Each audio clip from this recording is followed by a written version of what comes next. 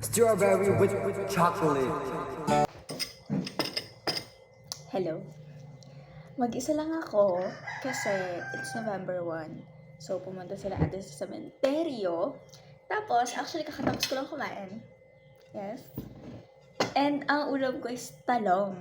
Tapos, kanina pa ako nakaupo dito. Kasi, ayoko nang kumuha ng kanin kasi for some reason, yung violet rice is nakakawalang gana for me. Hindi ako ginaganahan kumain. Kaya, pinapapak ko yung talong. Wala! Ang sarap kasi! Ang sarap-sarap niya. Like, ito na lang yung natira. Naubos na kasi yung sausawan, kaya gumawa ako ng bago.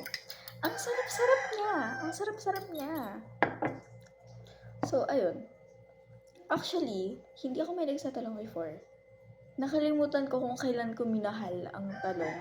Pero basta nagluto si mama ng tortang talong nun, I think yun yung first time kong makatikim ng tortang talong. Or siguro yun yung first time kong ma-appreciate yung tortang talong. Sabi ko, sarap nito. Sarap nito. So, let's eat. Pwede na akong maging si ano. Sino yung millionaire ng kangkong chips? Gagawa ko ng talong chips. Ang sarap.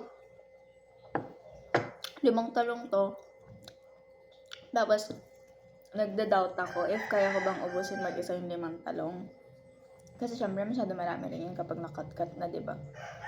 Sabi ko, okay lang, makagutumin ako mamaya. Tapos, ito ako. Ang sarap. Masarap siya sa kanin. Pero actually, ngayon ko lang tinry na pumapak ng talong ng walang kanin. Kasi usually, kailangan ko talaga ng kanin. Ayoko ng purple rice. Ano lang ako. Hindi ko gusto yung lasa. Okay. Sarap lang. Para sa mga taong hindi nasasarapan sa talong, ang laki ng namimiss nyo. Like, sobrang sarap niya. Ang ano kaya? Oh, medyo gets ko naman if hindi siya appetizing tingnan. Pero, ang sarap niya.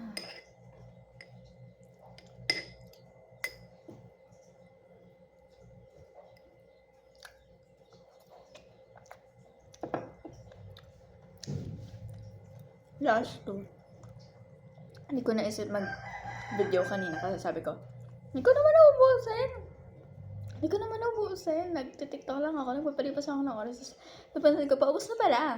Tapos, wala na rin akong sasawan, hindi gumawa ako. Last na. Wala na. Ang sarap.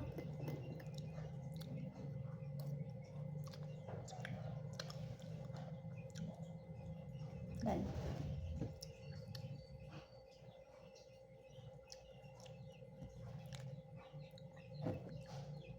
Asin? Ano na?